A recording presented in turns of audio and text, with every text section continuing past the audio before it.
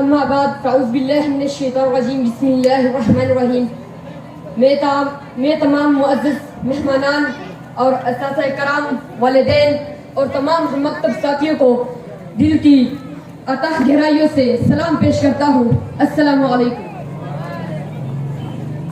اور ساتھ ہی میں شمع پبلک اسکول اور ان کی انتظامیہ کا دل سے مشکور ہوں کہ انہوں نے آج مجھے مدعو کیا اور اپنے خیالات کا اظہار کا موقع دیا.